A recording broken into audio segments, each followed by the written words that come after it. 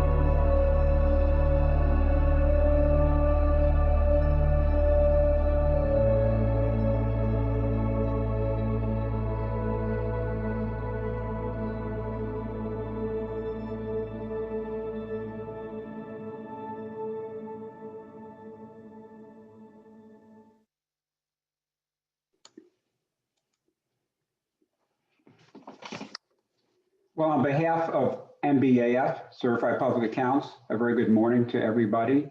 Welcome to our annual Condominium and Homeowner Association Financial Symposium.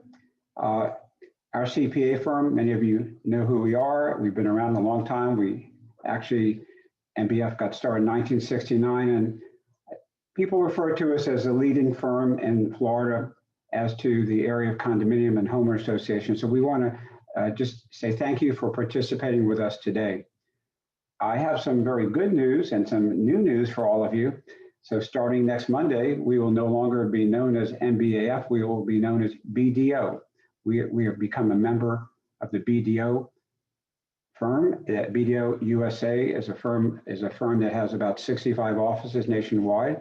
And we hope, as our leaders in the Condo and Homeowner Association area, to actually even grow this area beyond Florida as well. We do have offices in Nevada that we practice in, and we actually have done a lot of work in other states, and we will continue to grow that. We have a group of panelists here with me today.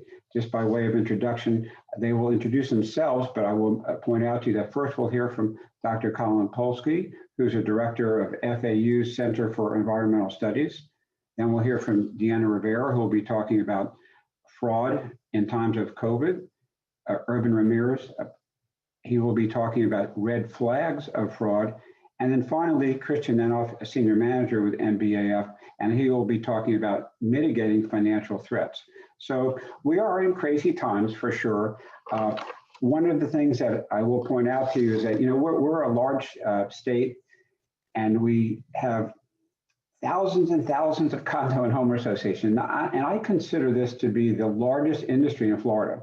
I don't think there's another industry in Florida that has as many corporations as we do in the condo and HOA area. And it's growing in importance day by day, year by year.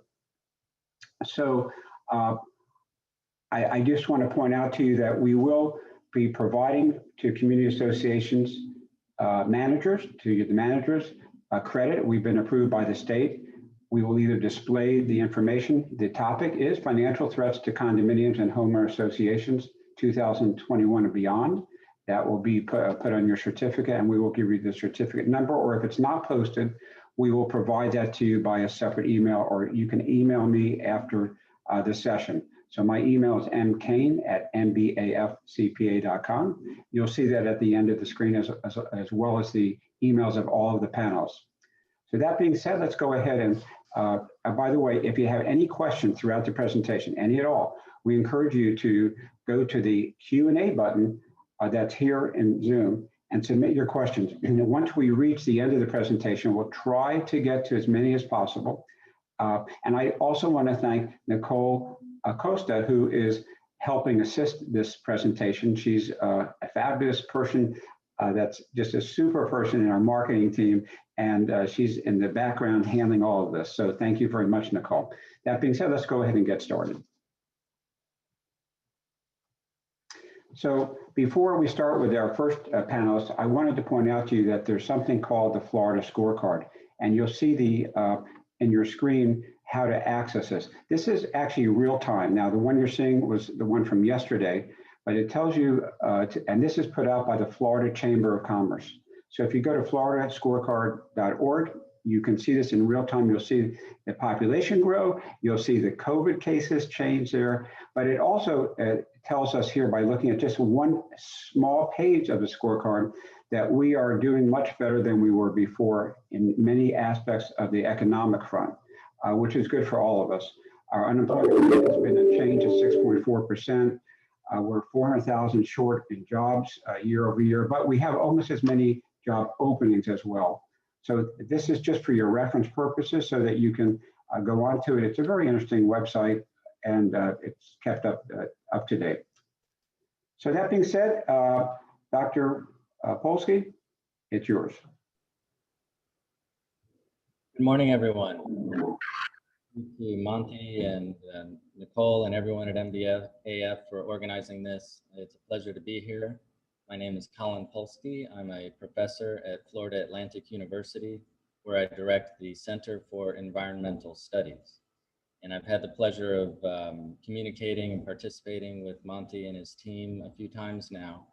And it's true, in academia, we have some things that we know about that we'd like to share, and that's part of what I do. But I'm also here because I benefit from engaging with the private sector, leaders in the private sector, to inform what it is that we research. And so my particular area of research is in climate social science. So I'm interested in how people create, perceive, and respond to climate challenges and variations.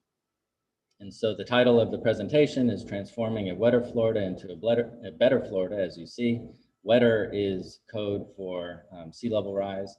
As you see here in the photo is taken in downtown Fort Lauderdale of October 2016. There are many other such photos you can find on the internet.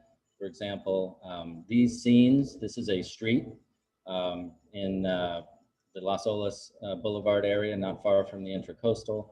It's a nice high income and high value business neighborhood. And these scenes are increasingly common throughout Southeast Florida and indeed in many places in the country. It's not a good picture. And so basic high level messages from what I'd like to share are on the screen there. Sea level rise, it's real, it's here now. It may be in more places across the United States and world in the coming decades. So for those places where it's not currently present today, and so for those places, this may be a future threat. However, for us, this is something we're experiencing today. Parenthetically, as I've noted, this is not partisan. And so that message is a theme I strike all the time. It may be more important today than ever. This is science. And so I'm sharing some of the science with practitioners, various stakeholders, and learning what is going on to respond and what could be done. And so there are such solutions available, even if the challenges are profound. And so I think the first step is raising awareness. Next slide, please. So very briefly, I'll introduce some of the evidence that we have for making these claims, and we'll start with the global picture. So this is a composite satellite image from NASA that takes the aggregate change over the past couple of decades for every square inch or square meter of the oceans, the world's oceans. And as you can see from the color-coded bar at the bottom, there are places in blue in the world where on balance for the last couple of decades, we have actually seen a net decline in ocean levels. So negative numbers there in blue would be in millimeters per year, places where the ocean levels have gone down. But I think you would agree with me that the amount of blue on this picture is much less than the amount of oranges and yellows and reds. Those are the positive values. So to make a long story short, globally, we see about 2.5 to 3 millimeters per year average of increased ocean levels in the last couple of decades. And obviously in some places where you see in red, much in orange, higher than that.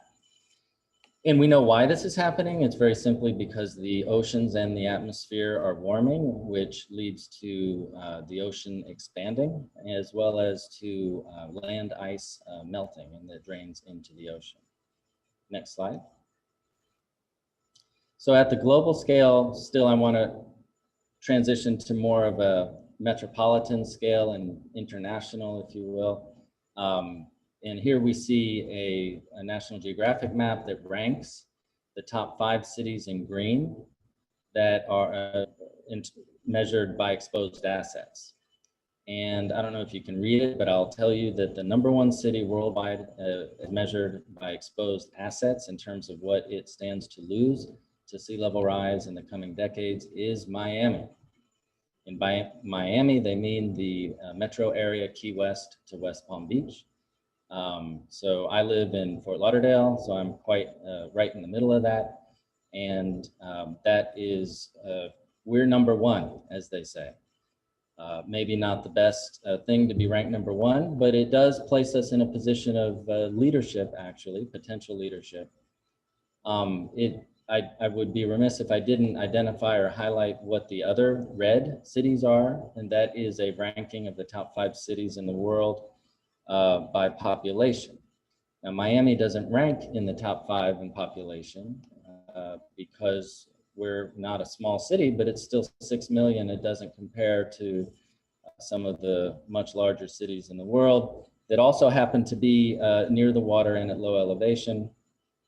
So what I'm trying to highlight here is that it's entirely legitimate to rank and inspect cities and prioritize by the exposed asset value. But let's not forget that, say, Calcutta in India, which is ranked #1 in the red ranking, 14 million people. This problem is not trivial for them just because they don't have the same real estate value that we happen to have. That is a tremendous amount of people and things they value that are important to them, even if, again, their economy doesn't have the same magnitude as ours. So one can slice the data in different ways, but we are very much the tip of the spear in a worldwide sense. And so next slide, please. Transition from the global and then international scale to the national scale. I'm trying to zoom in a little bit. And here we have a ranking of the top 25 cities in the United States, here by population, not by assets, but by population. And so if this weren't on Zoom, I do this a lot in person, and it's preferable in person. We need to do this by Zoom though. If this were in person, I would take a pause here and ask for the audience to reflect on what they see in terms of any pattern that might stick out. Since we're on Zoom, I'll just go ahead and give the punchline. This story of the top 25 cities in America exposed by population to sea level rise is a Florida story. Of the top 25, 22 of these cities are in Florida. I would even take it a step further and say that we can identify a pattern that it's not just Florida, but of the 22 cities in Florida on this list, 12 are in Broward and 7 are in Miami-Dade. So again, now putting the local with the global, Broward and Miami-Dade counties are very much the tip of the spear for the planet. We're not the only place, I'm not saying, that is experiencing this phenomenon today or that has reason for concern in the coming decades.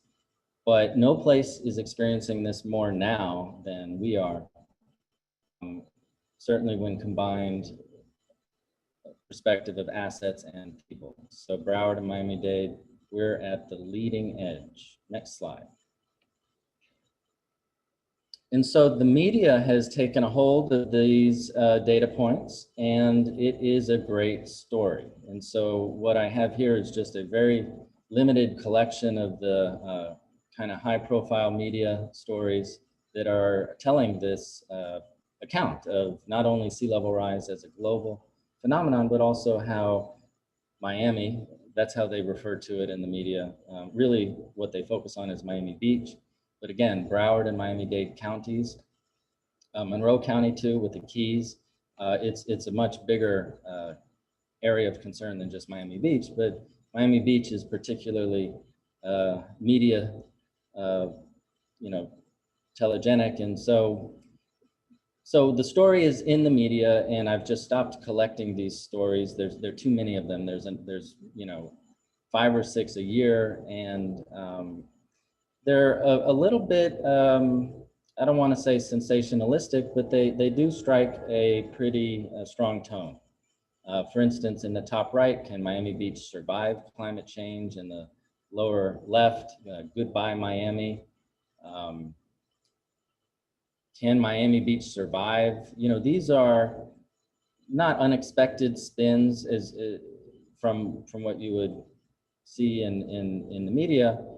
But you have to ask, is it hyperbole? Or do they get the science right? And do they get the general magnitude of the problem right? And the answer is pretty much yeah. So next slide. And so I wanted to give a couple of photographs that would illustrate how this looks beyond just the satellite imagery or the tables with numbers. And I showed a photo at the beginning of the car driving through the street. with water. People are also obviously needing to move through the cities on foot or by car. And this is not a good situation. You know, this is not a picture of flooding like Noah experienced in the Bible, right? Where it's, you know, rushing waters, and it's not that kind of flooding. This is a little more calm, as you can tell by the photos, but it's no less problematic for people in our economies. And so, you know, in the top right corner, for instance, there are some tourists arriving at a Collins Avenue, Miami Beach hotel, and they're kind of smiling because it's a little new for them. But you can imagine, I mean, I sometimes joke that Miami Beach, you know, might promote itself as come to Miami Beach, the ocean meets you at your taxi, which, you know, might be fun for a little while, but really, if word gets out, that's, you know, tourism is one of our leading industries, probably not so good. The top left, the woman's trying to get to school, get to the bus. You know, she appears strong enough and able enough to make it through without tripping. But don't forget, the water here is disgusting. It's dirty, it's salty, it's also polluted. And so this is not something one wants to be walking through or even driving through for the health of your car. And if you were handicapped, maybe had a walker or crutches, or you needed to get to the pharmacy, this is just really, it can be a kind of a calm looking flood, but still be a major problem. Then in the bottom photos, we have hints of what this might mean for the real estate industry, obviously major part of our local economy. Even really high valued 7-figure properties are difficult to market, I would say, if the front yard is soggy. So you can let your imaginations run from there. And from an HOA perspective as well, I think this raises some important questions. So next slide. So very briefly, I want to just show a little bit of the evidence again, and then I will conclude with, I think, more of a hopeful note, and then hand it off to our next speaker. And just to kind of show that it's not just satellite evidence or kind of reasoning from basic principles and theory about warming, but here we have the measured sea levels in Key West for the last 100 years or so. And they go up and they go down every year, as you might expect. But there is a trend, and that trend is represented by the dotted line. And that trend is very clearly rising. It's not flat. And so that's what we have expected, and it's not surprising. Next slide. There are other stations for which we have many fewer years of recorded measurements, such as in Virginia Key in downtown Miami. But there we start to see a different story of the trend. If you fit the linear trend to that section of the time series, whether it's for Key West or Virginia Key, because as you can see, the black line and the blue line are basically identical, as you would expect, because the locations are not very far apart. The slope of the line is much steeper. And so what that suggests is something that we also were expecting from the research side of things, and that is that the sea levels would be rising and that they would be rising at an increasing rate, so accelerating. Next slide. So that raises the question, okay, what about the future? What is the magnitude of the sea level rise we might expect in the future? And nobody has a crystal ball to tell the future perfectly. You know, 12 months ago, I was speaking with Monty and his group in person, and we didn't even know how to spell COVID. And now suddenly we've got a whole different world. But we can make reasonable peeks into the future using the linear trend, for example. And following that black line out, just about 60 years, or rather 30 to 40 years. Next slide, please, or just hit advance. Yeah, the red dot. So there, just for the sake of argument, in 2060, we've plotted how many inches we'd expect of sea level rise over 1992 levels, which is about a foot, if the linear trend of the recent years were to continue. But as I've already suggested, we don't expect this linear trend to continue. We expect the sea level rise to accelerate. Next slide. And so that suggests that the future rise would look more like a curve. And so that first red dot is retained here on this slide, and it's the lower red dot, about a foot. But if we just have some nonlinear trends, kind of following this quadratic curve, then we're at closer to 3 feet. And the photos I've shown you are at about the equivalent of 1 foot at the king tide season that happens in October, or August to October, November every year. And so we're looking at upwards of 3 times that amount of height in the ocean levels on a more regular basis. And in fact, this slide, these curves are even outdated. The compact, which I can describe more in detail later if you're interested, has updated the curves. So it's really, if we are at 1 foot already experiencing images such as those I showed in the photos, with 3 feet or 4 feet, just in about another mortgage cycle from now. So 2060 is not that far in the future if you think in mortgage terms. We may well be in a very, very much wetter situation here in Southeast Florida. Next slide. So this is just in the top left, a recall of one of those photos where, again, on the order of about a foot, we have a significant disruption to daily life and real estate threat. What then might we think of that is hopeful in terms of solutions? And I think some of my colleagues here following me will touch on some from an architecture perspective and an engineering and then public policy.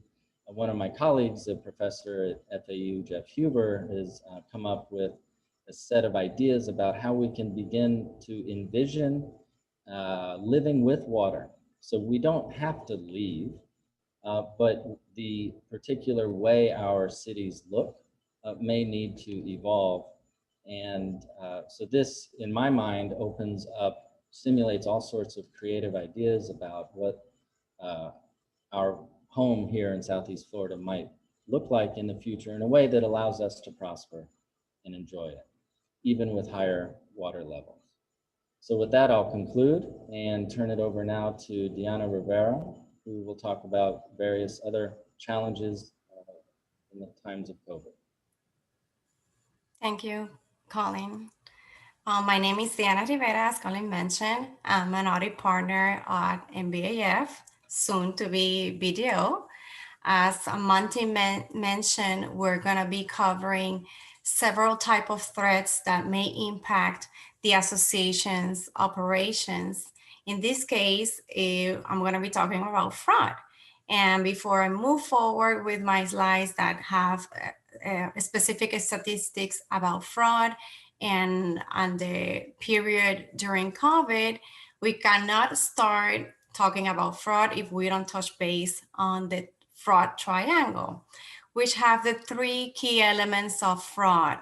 The first one being the pressure, that emotional or financial pressure that the perpetrator will have in order to commit fraud. The second one, the rationalization, which is like that personal justification. I'm not paid well enough. I will repay whatever I take. And the last one, which is the peak angle of the triangle, is the opportunity, and the most important one, because that's the one as board members and managers you can control. That ability to execute that plan of fraud can be minimized by having internal controls in place and monitor your financials. So Nicole, if we can start presenting some relevant statistics. The Association of Certified Fraud Examiners every 2 years have a report, what they call the Report of the Nations, where they report in cases, real cases, that these professionals are seeing on field when they are conducting these investigations.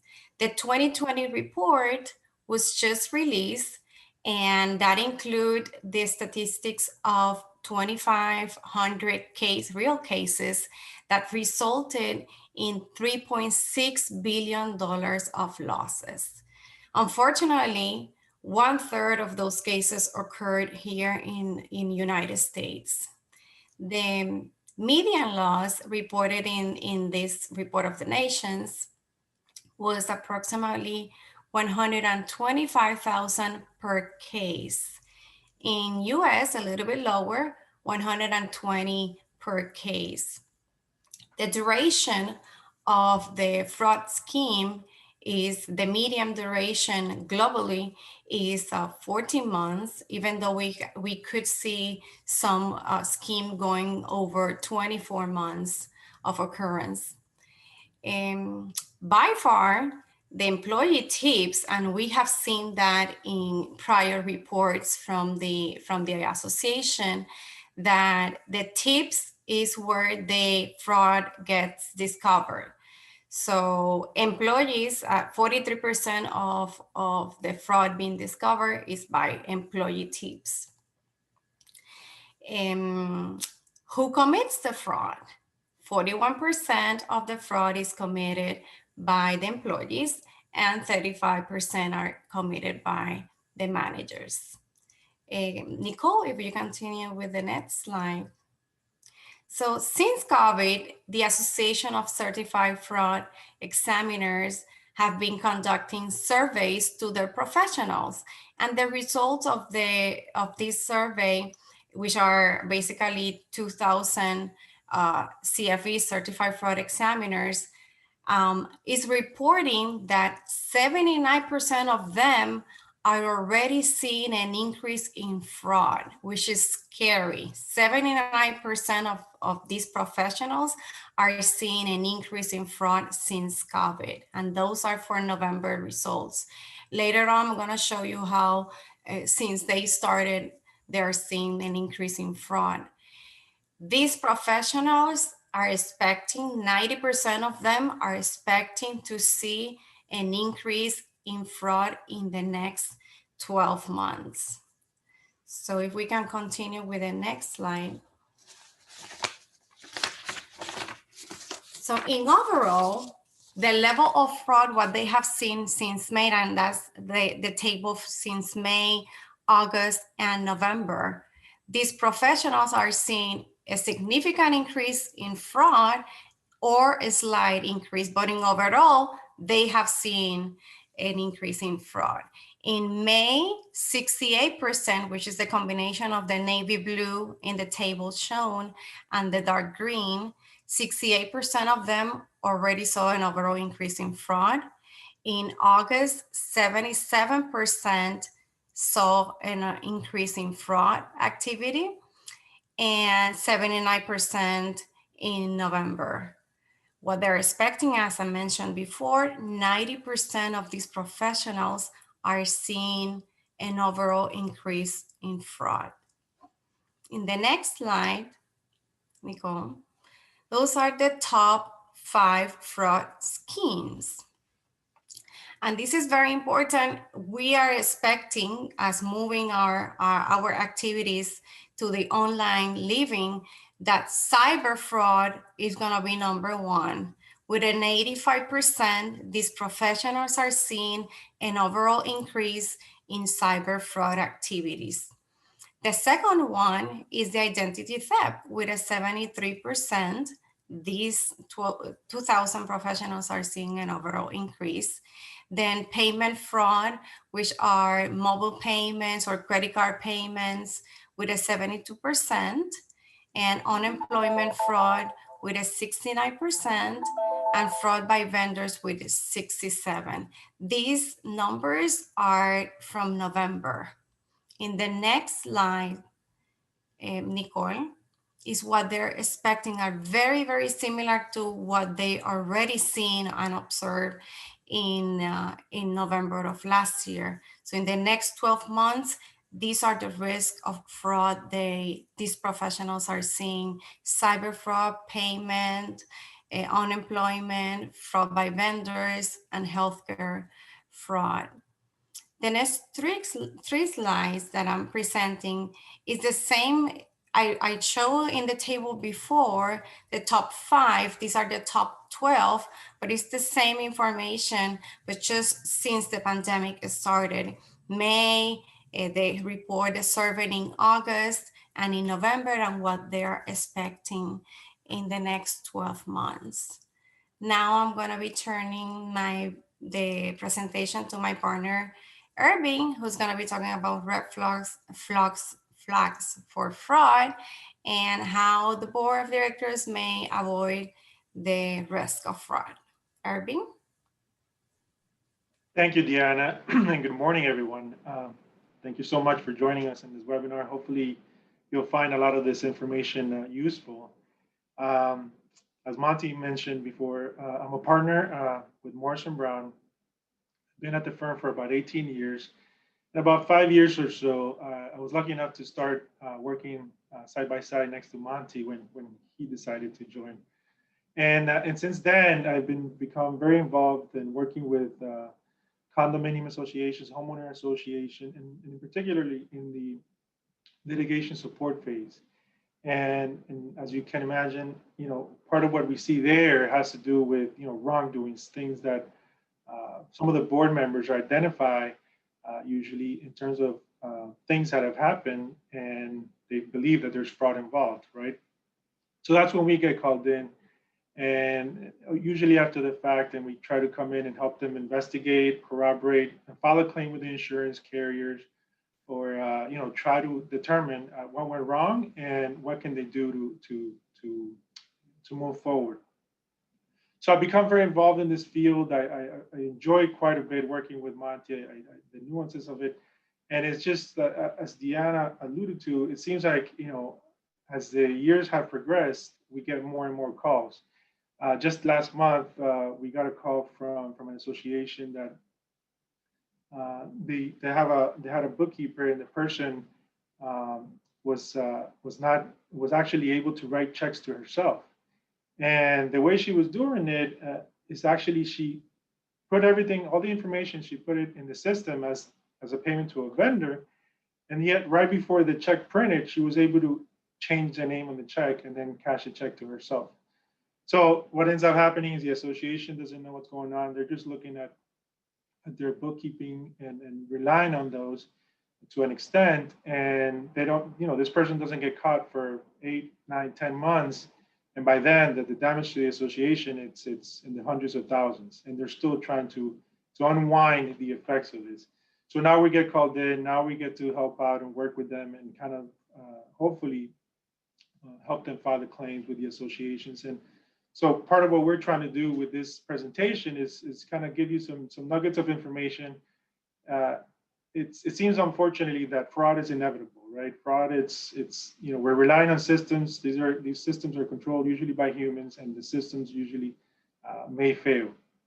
So because of this, your only deterrent is actually prevention or internal controls that you can set in place. And part of that is, having members of the board be wary or be cognizant of the different red flags that come about. And that usually become noticeable, right? Something that I tell a lot of the boards that we work with, or people that are willing to listen, is, make sure you're having regular meetings with your managers, or with, looking at financial statements, reviewing the information, and make sure that it's timely. When the information is not as timely as it needs to be, that's usually an indication that things are not going well. Things that, somebody's trying to maybe hide stuff. So understand the reasonings for why things are not as timely as they need to be. Looking out for red flags, as you see in the presentation and the slide. Look for maybe the people that are working in the association that are in charge of the finances. Are people living beyond their means? What's their relationship with vendors? Are they, sometimes too close to the vendors? Typically, one of the hardest frauds to find is the manager or somebody in control of who gets some of the vendor contracts being very close to that vendor, and that vendor giving them a kickback. That's something that, as much oversight or as much control as you want to have over it is very, very hard to control. what we suggest is making sure that you're getting bids from multiple vendors constantly. You're going to bid, and you're getting multiple proposals and trying to find out what is the best vendor for your association. That doesn't always mean it's the more cheapest or more affordable one. Sometimes you need to determine whether the quality is there in terms of how the vendor is going to be able to deliver that service and make sure you're getting the value. Nicole, can you move to the next slide, please? So these are some of the things that could help us in terms of trying to deter fraud. If a fraudster comes into your association and somehow involved with your finances, some of these controls, if you set them in place and they are operating consistently and they're in place, they might actually be able to help prevent some of the fraud. And one of the suggestions that I give all board members or any commercial client that I have is, and it's such an easy concept, is try to, if you're the treasurer, if you're in charge of the finance committee, try to receive unopened bank statements. When you start receiving the unopened bank statements, hopefully you're getting them directly from the bank. Start going through all the cash disbursements that took place during the month. And it's usually at the beginning, it might take you, a little bit longer. The first 3 months, as you get familiar with the types of vendors that are getting paid, but later on, you're going to start developing, okay, these are the normal vendors. These are the people that should be getting paid, and you'll be able to pick out which ones don't make sense. Because when you get the unaltered bank statement, that's a true information and hopefully unaltered from anybody else within your association. So that's a control. That's something that you can take away from this presentation, and hopefully you can implement, and that'll help you going forward. Aside from that, different controls that you guys can read from here, obviously 2 signers. We always suggest that. Lock boxes, don't take cash. The hotline, I know Monty, this is one of Monty's preferred nuggets of information. And I think Deanna kind of touched on this. Fraud is usually not caught or is seldomly caught by your auditors or maybe by the board or anybody in oversight. It's usually caught or detected because of somebody's tip. Somebody tipped off that, hey, this person might be doing something wrong. So something that we suggest is this website is fraudhl.com, and it's a fairly inexpensive service. We're not related to that service, and it's a way for people within your association to be able to provide tips, anonymous tips usually if they prefer, and like that, it maybe helps the flow of information, and people may be more open to providing fraud tips. So something you can also look into. Make sure your controls are in place. If you have an established management company, have discussions with them at least maybe twice a year, where let's dig into what steps are in place to make sure that there's no wrongdoing here in terms of our finances. Those are conversations that should be had and periodically throughout the year, at the board's discretion. Go ahead, Nicole. This is some more best practices in terms of having maybe an approved vendor list. As I mentioned before, in the system, it allows you to manipulate sometimes, right before you print the check, or perhaps there's a vendor with a very similar name in the system. And sometimes those get coded to that vendor, although that vendor is probably not approved, and it could be for the fraudster trying to take advantage of it. These are all things that people or CPAs run into, and this is some of the reasons why we bring them up when you hire a firm like ours to kind of come in and look and help out in terms of either from a fraud prevention standpoint, or afterwards when we need to kind of find what happened and took place and help you guys with either an insurance claim or working with your attorneys to try to see what else can be done. Something that also I think is important, and I mentioned earlier, make sure your financial reports you're being provided to are timely. You're doing it monthly. You stay on top of it. That's usually a sign of wrongdoing or something could be going on if you're not getting timely information. So with that said, that's it for me. I'm going to turn it over to Christian now.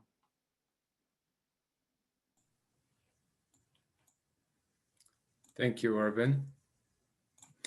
My name is Christian Nenov. I am a senior manager with the firm, and I have had the privilege and pleasure to work with Monty, with Diana, and with Urban for close to 10 years.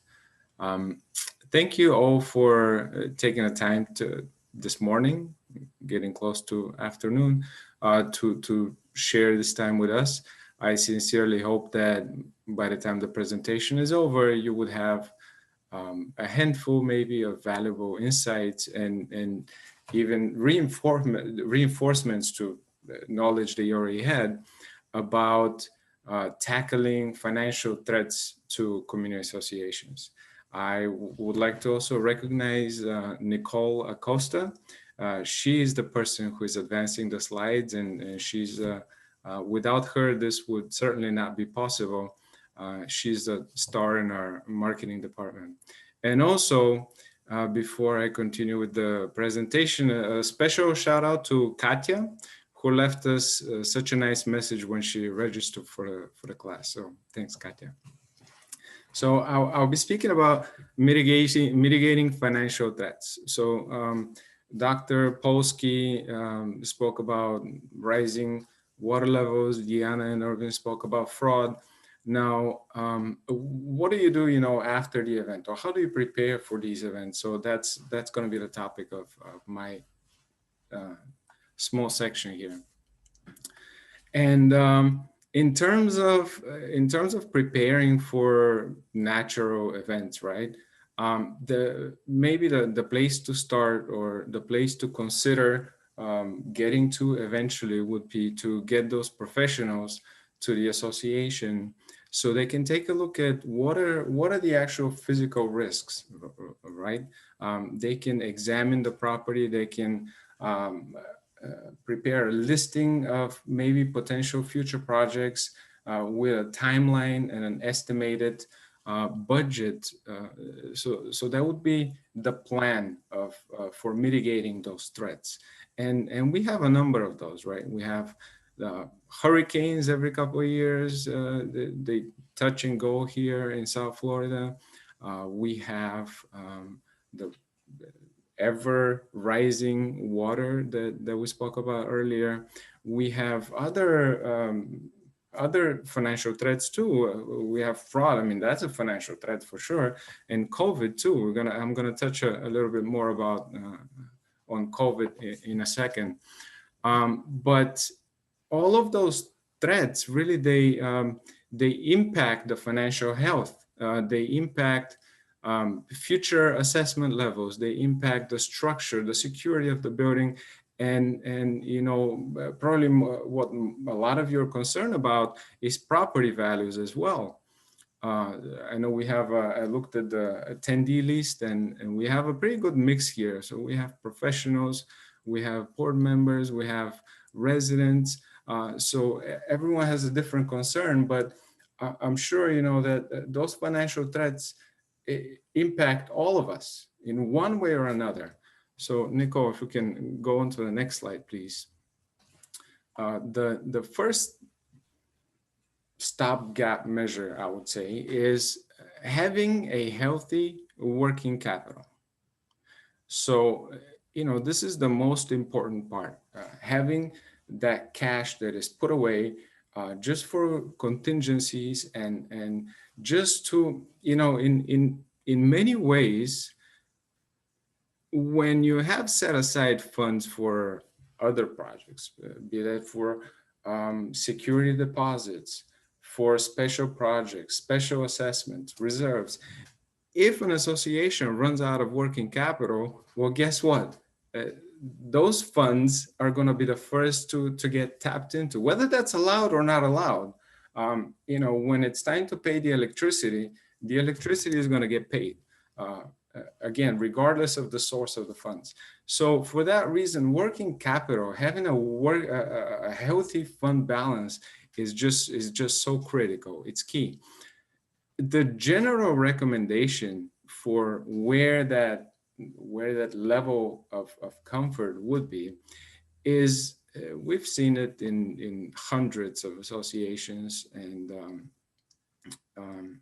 just from experience, we recommend, and actually the industry recommends, that you have around 2 months of expenses in your working capital. So where's that 2 months come from?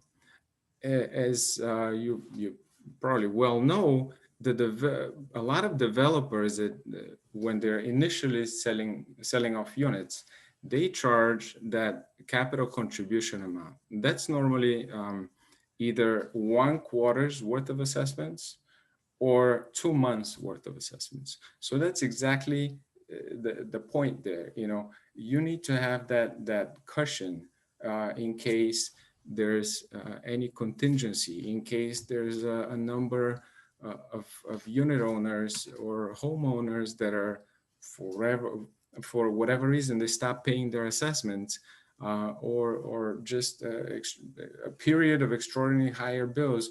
You got to have that cushion to cover those. And while at the beginning, at the inception of an association, the responsibility lies with the developer to some extent. He's not really required to, but a lot of those governing documents that we see, it says that initial owners need to contribute working capital.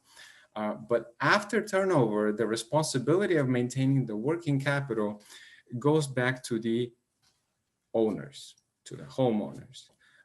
And specifically to the board of directors that is elected by those homeowners. And unfortunately, especially in older buildings, not so much in new buildings, but in older buildings, many board members, of course, I'm not talking universally here, but we've seen many instances where board members take pride in having stayed on the board for so many years without increasing assessments.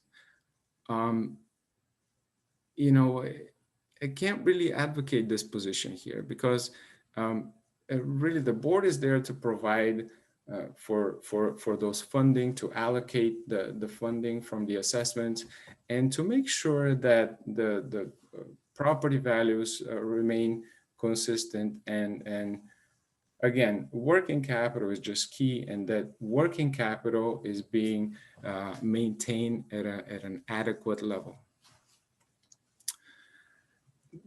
So during the past year, or rather through March, we've seen many of our clients that were doing okay in terms of financial health. But from March until today, many of our clients have seen changes, just significant changes in the way they're collecting funds and they're expending funds. So many clients have increased cleaning and disinfecting procedures. There's also purchases of protective gear, cleaning supplies. There's canceled events and recreational activities. There's closures of common areas. There's increased security, increased monitoring, increased staffing. We're looking at even potentially increased delinquencies. Maybe not yet, because there's laws protecting, right? There's executive orders that they're protecting the owner's rights, the residents' rights. But the increase in delinquencies may well pose a significant risk in the coming year or even two. So for 2021 and for 2022, I'm not going to say I'm the prophet here. I'm going to say what's going to happen in the future, but it's not out of the question that those delinquencies are going to increase and significantly at that. There's also projected increases in insurance. That's insurance, general liability insurance. There's possible projected increases in professional services, utilities, because there's just so many more owners that are staying put. They're not moving. There's those snowbirds that we have here that maybe they choose to stay here the entire year. So there's a lot in the past year, there have been a lot of factors that are negatively going to affect the working capital, or could negatively affect the working capital. So it's important that such such effects are addressed as early as possible in terms of maybe adjusting a budget, or prior to approving the budget, ensuring that there's a line there that's for such possible increases in expenses, or even decreases if there's any recreation. I live in an HOA here, and I can tell you that my HOA has a clubhouse that used to being rented from time to time, and now that stream of revenue is off. It's just closed. So there's going to be, there have been, and there will be continual impacts there. So let's go on to the next slide, Nicole, please. The next stop would be reserves, and this slide is full with information. There's a lot of information here, but this is not a technical type presentation. So this is the information on the slide is for reference purposes. If you would like to, because all of you are going to get the slides afterwards, and you can refer to the different requirements for reserves. But what I would like to emphasize here in terms of reserves is that you know, healthy reserves are the number 2 measure that would help you mitigate financial debts. And that would be more of the structural type, right? Not so much maybe fraud related or operating such as COVID. But when we're talking about hurricanes and when we're talking about rising sea levels, it's important to know what is being reserved for, and whether it's being reserved for fully, whether those reserves are being waived or reduced continually, because those needs are going to come up. Those needs are going to come, and the repairs, the replacements are going to be funded one way or another, whether that's from operating funds or special assessments taken on debt, but they will be. But it's much cheaper, much more prudent, and much more better for, you know, again, I want to touch on property values, to have that level of reserves where it needs to be. So the first step, of course, is the prudent thing to do is get a reserve study. And you can, as a board, as management, as owners, you could get involved, but ensure that that reserve study specialist has all of the information that is needed. So we started off my section with that small part about getting engineers involved, about future needs that may be outside of the scope of a reserve study, that may be repairing, replacing, or even building a seawall, or adding pumping for you know, extraction of water, or such projects that would normally not be included in the reserve study. But if they have if there's a need, if there's a projected need for an equipment, a process that would mitigate damage from such events, then and there's a finite life for that item, they can certainly, or it should be, I should say, it should be included in the reserve study. And that reserve study would give a detailed map, a roadmap, if you will, of when the money is going to be needed, when the work is going to be done, and it's just going to be a plan. So you're going to minimize rather any unexpected expenditures, any unexpected needs, and if the reserves are fully funded, of course, then you would have the funding to address those needs before they become severe needs, and that will certainly save money. So the next thing I wanted to talk about, one point here is that using the reserves for only their intended purposes. So this is a statutory requirement where the Florida statutes say that the reserves funds may only be used for their intended purposes.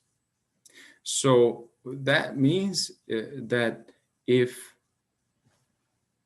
you have really healthy reserves, and this is what I'm talking about, and I'm going to touch about again on why I'm saying that special projects may have to be included in reserves.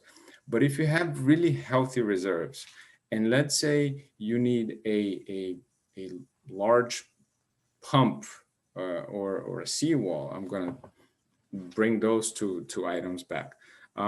But those items were not included in the reserves for the years prior, and all of a sudden the board decides, well, we're going to build a seawall, and we're going to use, or we're going to replace the seawall, and we're going to use those funds from our pooled reserves. Well, guess what? If there have been no assessments assessed to the owners for that purpose, then you may not use reserve funds for that purpose. So that seawall, rather than being funded from previously accumulated funds in the reserves, that would have to be funded by operating funds or by special assessments or debt again. Next slide, Nicole. So special assessments, that's, you know, as much as we hate special assessments, as many headaches as they cause, I mean, nobody likes special assessments, but undeniably they're needed. They're needed here and there, and that's, you know, the best way to use them is here and there as the needs arise. But, you know, I cannot recommend that normal operations be funded with special assessments, or that reserves items on an ongoing basis are being funded by special assessments. But special assessments may be imposed for, you know, we spoke about the number one thing is working capital. So when working capital is low, there's a special assessment that can, you know, a one-shot deal can provide funding to replenish your working capital. If there have been significant outlays from operations or from reserves, a special assessment can even be used to replenish reserve funds. So they are needed as long as they're used wisely, as long as they're used sparingly. There's certainly a excellent tool in the board of directors arsenal of fighting financial threats, right? And again, this is not a technical session here talking about reserves and special assessments, more of a refresher, more of a memory jogger and suggestions. So we're not going to go into the details of what goes into a special assessment, but the slides are here to for your reference later on. And then finally, Nicole, the next slide is a when Nicole, oh, we're missing one slide. So I was going to speak about debt and taking on debt. So that's another tool, and oftentimes we see clients who use together special assessments and debt combined to tackle on projects to again replace reserve items or repair reserve items. But oftentimes we recommend to our clients to not wait until the need arises. But we suggest that there's a stand-ready line of credit that is obtained well ahead of when the need may arise. So that's just getting together with your banking association and preparing all the documents, having a limit on that line of credit. So where that need arises, and especially if it's a natural disaster, when everyone in the geographic area is going to be looking for funding, like after a hurricane or after a major flood, you as a manager, again, as a board member, as a resident, are confident that the association has the funds already on hold, has the funds ready on hold by the bank, and all you have to do is call the bank and just ask for the funds, rather than having to compete with all these other associations, all the other businesses that are trying to obtain that loan at that time. So, to wrap it up here, first and foremost is working capital. You got to have just healthy fund balance that can withstand the normal day-to-day and even here and there a significant event that can absorb that, and you're gonna be still in a good financial position. Next is having the reserves, the accumulated reserves, and they're not waived, they're not reduced year after year, but they are available there. They're protecting your home values, and when the needs arise to replace that AC unit, the elevators, or anything else, the funds are there. And then, the alternative funding sources are special assessments on an as-needed basis, and taking on debt. But in taking on debt, or even on taking on debt, you have the two options on when the need arises, and well ahead of when the need arises. Just be ready, speak with your banks, and rest assured, so to speak. Thank you. With that, I'm gonna give it back to Monty. Yeah, thanks. That was very good. I want to add a few comments here. So when we talk about fraud, it's not just theft or asset misappropriation. There's, bribery, corruption can occur. But one that we are concerned about also is financial statement fraud. That's another category fraud. And what is financial statement fraud? It's the intentional misrepresentation of a financial statement. Now, we live, it's so funny, we practice in so many geographical areas. And so in South Florida, I think in South Florida and along the coastline, it's a lot different than West Florida. But there seems to be a lot of pressures that we find sometimes, and we try to work with the boards. But let's not get carried away about the political process here. There shouldn't be politics when it comes to finances. There shouldn't be. I say that, but we know that there is. It's not, you're not in a great position as a manager to go before your board and say, we really need to find funding for this. Or it's not a board going before owners saying we need to increase assessments because we're just not making it here. But how can you commit financial statement fraud? Well, we have to question some of the things that we see when we're doing our audits. Well, we see sometimes some of the bills are not presented for payment. They're just they're being held in a drawer, whether it's a board member, whether it's a manager there. Why? Because, well, maybe sometimes it's because you don't think you really have to pay it, and you're going to fight it. But that doesn't mean you shouldn't get it into the accounting records. Or other times it might be, well, let's try to keep those financial statements looking better this year so we don't have to raise assessments for next year. Not good. That could be conceived as financial statement fraud. So I just want you to know that there's all types of fraud. We do sessions for 4 to 8 hours on fraud, and we just try to capture a little bit of it here. But we're trying to also handle the financial threats to condos and HOAs. There's a lot more financial threats here. I want to pose a question to Colin, and this is my question to you. You've shown us great slides. It scares the hell out of me. It just does. That here we are, and you put Miami right at the top. Now, you didn't do it. You're just the communicator, right? We're not going to hold it against you. As a matter of fact, you know that we support you in your endeavors and all the research that you're doing, all the knowledge transfers and all the things you're doing in the Tri-County area. But the question I have for you is this. When you show these slides and you put Miami, you put St. Petersburg, and you put Fort Lauderdale, and you put other cities here, I can just envision people who live in these small towns on the coast saying, well, I'm thankful I don't live in Miami because look at where they are. But aren't they just as vulnerable? And shouldn't they be told that they're just as vulnerable? Because it really paints a really nasty picture on the big cities because they have the population center. So are you getting knowledge across to all the coastlines and all these other areas just as much as you're concentrating on the major cities? That's a question for you. Well, that's a great question. And it raises one of the things about this story that's so interesting, but also so concerning.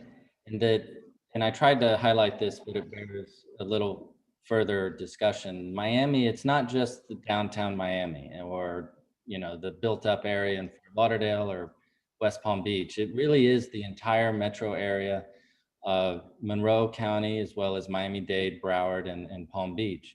Palm Beach County is a little bit behind the other three counties in a good way, in terms of not seeing as much water challenges as the other counties. But what I want to do to answer your question is to say that I'm using the word counties because it really is the entirety of the counties. And this is a part of the story that's not applicable to some of the other metropolitan areas, like New York City, for instance. You go inland there and you go up in elevation pretty rapidly. So the exposed areas to this sea level rise are pretty circumscribed to near the ocean. That's not the case, particularly Broward and Miami counties. So I think, Monty, to answer your question, it really is pretty much the entirety of the counties, including the less populous municipalities, even the unincorporated areas. Even though they may feel like, well, we're 10, 15 miles from the coast, we don't have anything to worry about. That's not the case. They may be a decade or three behind, but they are at very low elevation in some of the western parts of Broward and Miami-Dade counties, at least as low as some of the areas near the water east of 95.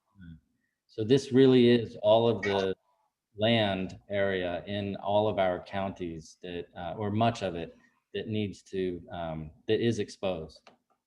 So another question for you is, if a board member has said this to me, when should I sell my condo unit? When will the scuttlebutt about what's happening here really affect us so we don't see a precipitous drop in prices? What's your answer to that? Well, I myself am a condo owner in Fort Lauderdale, and so the last thing I want is for property values to tumble. But this is something that is a threat to the property values. So my approach is to try and get the word out so that we can delay or even reverse that decline that may be linked with doing nothing in the face of sea level rise. So right now, as anybody knows, property values are composed of many different influences. And right now, from COVID, it seems that in Southeast Florida, property values are going up because there's greater demand from, say, New Yorkers coming south. So maybe we're not observing a decline in property values now, but there is this potential downward pull on property values from increasing flooding in the streets. So I'm not prepared to sell my place. I don't want to, I love it here. And so what I'm trying to do is get the word out, because you're right, the threat to declining property values is here. And it really won't just touch those properties that have water actually on their properties. If that starts happening with increasing frequency, I would think that word gets out, like you say, scuttlebutt, and perception becomes reality. And then all property values are potentially dragged down because the market gets the idea that, well, what I'm seeing over at that property over there today might happen at my property in 10 or 15 years. So I think concretely what we can do is have conversations like this that then get translated into some, say, HOA or even private or individual owners taking a few minutes or a few hours to work with some engineers to try and get a sense of how soon their particular property may be exposed. But that's number one. And then number two, to do this same thing in their neighborhood. So because if down the street, the building is starting to get affected, I would think that from a real estate perspective, that may pretty much as quickly as your values as well, even if the water's not on your property. I think that it's a really, thank you for that answer. And I think it's really, it's really, we really have a need for the professionals, the CPAs, the attorneys, the managers, the realtors, the governments to get together there and really attack it so that at least we have an approach to it. And so I think maybe what we should do is talk in terms of disseminating through our advisories that we do so frequently through MBF and now BDO, what's being done, how people can get involved in doing it, where funding needs to go, contributions there. I know that we've talked about grants before being put out there, but you know, I don't think it's in the political interest for politicians to start raising taxes for this when people don't think it's real. You know, we have that phenomenon of people thinking that it's not a real event. So it would be good that we follow it. So everyone who's on this call, we have lots of people on this call today.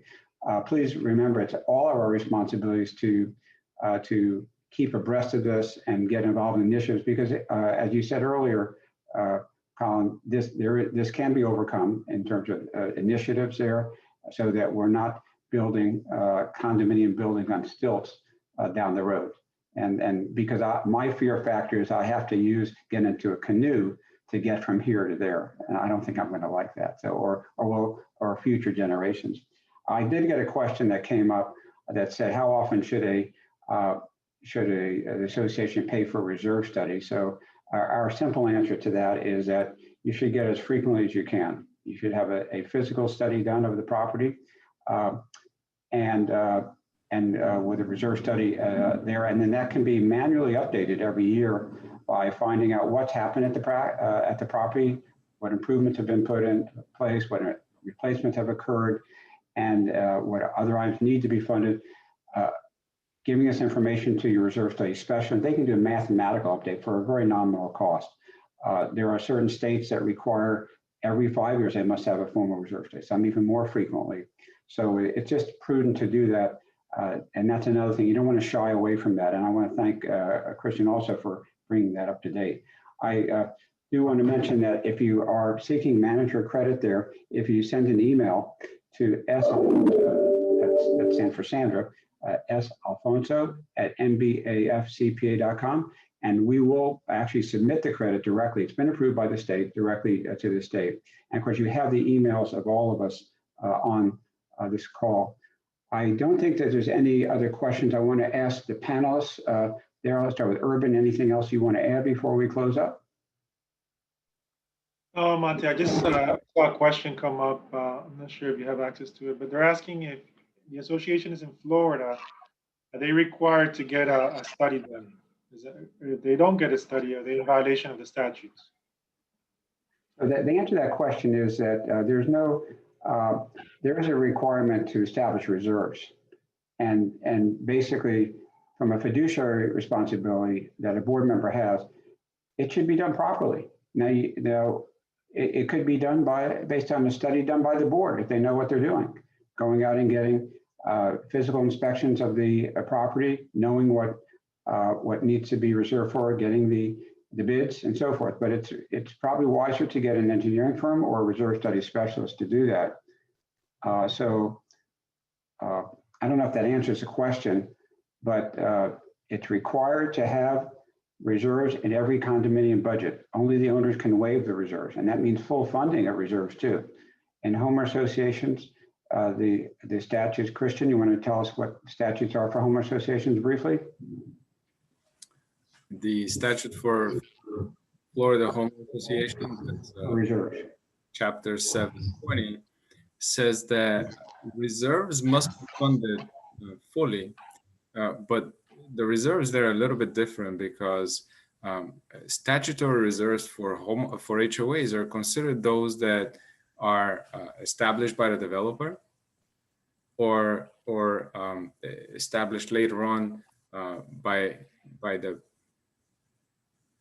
I'm gonna have to look this up, but I think it's they have to be established by the membership as reserves, as statutory reserves, and those are the reserves that need to be funded fully.